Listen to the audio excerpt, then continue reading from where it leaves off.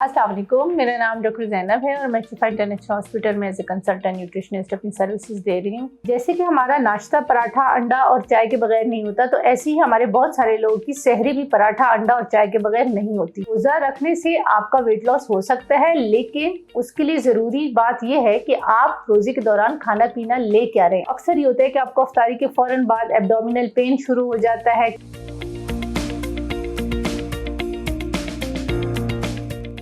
ये एक बहुत कॉमन मिसकंसेप्शन है कि अगर हम सहरी भी बहुत ज़्यादा खाएंगे तो हमें पूरा दिन रोज़े के दौरान भूख नहीं लगेगी। आप जितना ज़्यादा हैवी सहरी करेंगे उतने ही आपके मैदे पे ज़्यादा बोझ बनेगा, आप सारा दिन थकावट फील करेंगे, मैदे में जलन और तेज़ाबियत का एहसास होगा। तो बजाय इसके कि आप क्वांटिटी पे फोकस करें कि आप ज़्यादा खाएँ, क्वांटिटी के बजाय आप क्वालिटी पे एक हेल्दी, न्यूट्रिशियस और बैलेंस मील अगर सहरी मिले तो वो ज़्यादा बेहतर है, आपको ज़्यादा एक्टिव भी रखेगा और पूरा दिन आपकी भूख को भी कंट्रोल रखेगा।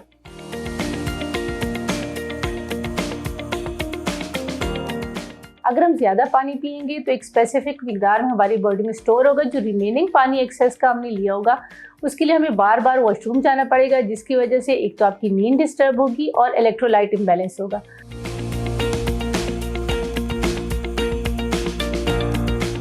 कुछ कॉमन ग़िज़ाएँ जो हम यूजुअली सहरी में लेते हैं उसमें एक ग़िज़ा दही भी है, और अक्सर हम ये सोचते हैं कि अगर हम दही लेंगे तो हमें सारा दिन प्यास का एहसास नहीं होगा। किसी हद तक इसमें हकीकत भी है, क्योंकि दही में एक अच्छी अमाउंट ऑफ फ्लूइड मौजूद है जिसकी वजह से आपकी बॉडी हाइड्रेट रहती है। इसके अलावा चूँकि दही प्रोबायोटिक का अच्छा सोर्स है, जिसकी वजह से हमारी डाइजेशन फैसिलिटेट होती है और तेज़ाबियत का एहसास कम होता है। जब तेज़ाबियत का एहसास कम होता है तो हमें प्यास का एहसास भी कम होता है। तो यूँ हम कह सकते हैं कि दही इनडायरेक्टली प्यास कम करने का बायस बन सकता है।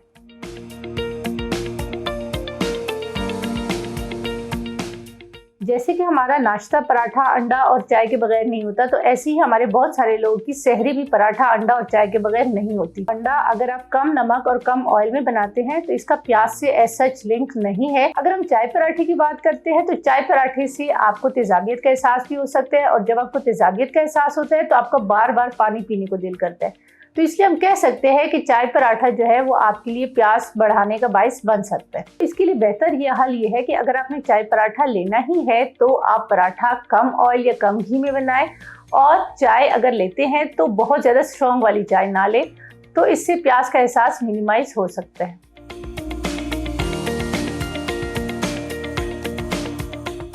जी बिल्कुल, रोज़ा रखने से आपका वेट लॉस हो सकता है, लेकिन उसके लिए ज़रूरी बात यह है कि आप रोज़े के दौरान खाना पीना ले क्या रहे हैं। आप सहरी में क्या ले रहे हैं, आप इफ्तारी में क्या ले रहे हैं। अगर आप excessive junk foods, calorie dense foods, बहुत ज़्यादा मीठे मशरूबात, इस तरह की चीज़ें ले रहे हैं तो फिर डेफिनेटली आपका वेट लॉस नहीं होगा। लेकिन अगर आप मुतवाज़िन ग़िज़ा ले रहे हैं तो ये एक अच्छा मौका है आपके पास वज़न कम करने का।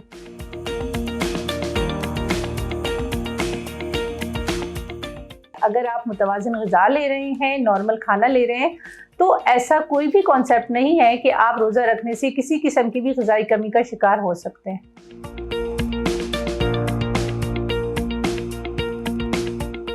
जब हम पूरा दिन रोज़ा रखते हैं और इफ्तारी की बात आती है तो हमारा दिल करता है कि कुछ भी सामने आए तो हम खा लें, और कुछ लोगों का ये भी ख्याल होता है कि ज़ाहिर बात है हमने पूरा दिन कुछ नहीं खाया तो अब बॉडी की कमी पूरी करने के लिए, डेफिशिएंसीज को कवर अप करने के लिए बहुत ज़्यादा हैवी किस्म की इफ्तारी करनी चाहिए।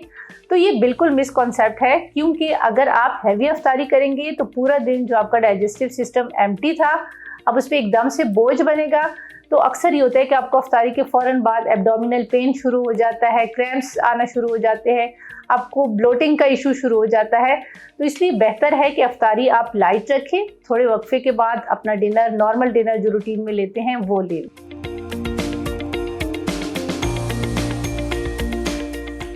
अगर प्रेगनेंसी किसी कॉम्प्लिकेशन के बगैर है तो रोज़ा रखने में कोई हर्ज नहीं, रोज़ा रखने से कोई ऐसा मसले मसाइल नहीं आ सकते।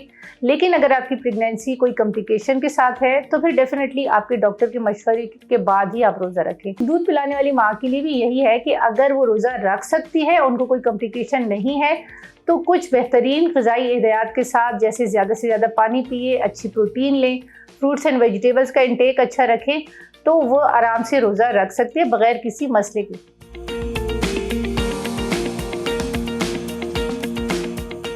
हमने रोज़ा रख लिया, खुद पे भी एहसान किया और दुनिया पे भी एहसान किया। अब हमें कोई ये ना कहें कि एक चेयर से उठ के दूसरी चेयर पे बैठ जाए, ऐसा बिल्कुल भी नहीं है। आप रमज़ान में अपनी रूटीन की एक्टिविटी कर सकते हैं, इवन हल्की फुल्की वर्जिश भी कर सकते हैं। लेकिन कुछ एहतियात जो आपको करनी चाहिए वो ये कि बहुत ज़्यादा सख्त किस्म की एक्सरसाइज ना करें और एक्सरसाइज का टाइम फिक्स कर लें। यानी आप कोशिश करें कि एक्सरसाइज का ऐसा टाइम हो कि या तो वो अफ्तारी के बहुत करीब हो, ठीक है, या अफ्तारी के बाद भी आप कर सकते हैं।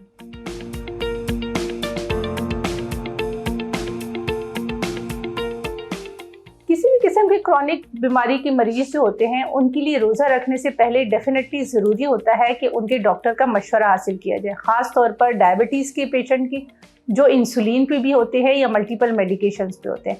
एक तो उनकी रमज़ान के हिसाब से डोज एडजस्ट करना और डोज की टाइमिंग देखना।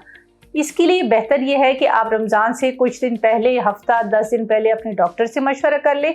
उसके बाद अपने माहिर ग़िज़ाइयात से मशवरा कर लें कि उसके मुताबिक आपका डाइट प्लान बनाया जाए। कोशिश करें कि सहरी को स्किप ना करें और सहरी में चोकर समेत आटे वाली रोटी बना खाएं या फिर दलिया लें। उसके साथ साथ कोई भी प्रोटीन का सोर्स, वो अंडा भी हो सकता है, वो पनीर भी हो सकता है, वो गोश्त का भी कोई सोर्स हो सकता है, वो लें, क्योंकि प्रोटीन जो है वो ज़्यादा देर तक आपके डाइजेस्टिव सिस्टम में रहती है और आपको ज़्यादा देर तक तवानाई फराहम करती है। और अफ्तारी के लिए ज़रूरी है कि बजाय इसके कि मीठे मशरूबात से अफ्तार करें, कोई भी मिल्क बेस आप बेवरेज यूज़ कर सकते हैं, जिसमें लस्सी भी हो सकते हैं, मिल्क शेक भी हो सकता है, या फिर आप लेमनेड, सिंपल लेमनेड से भी अफ्तारी कर सकते हैं।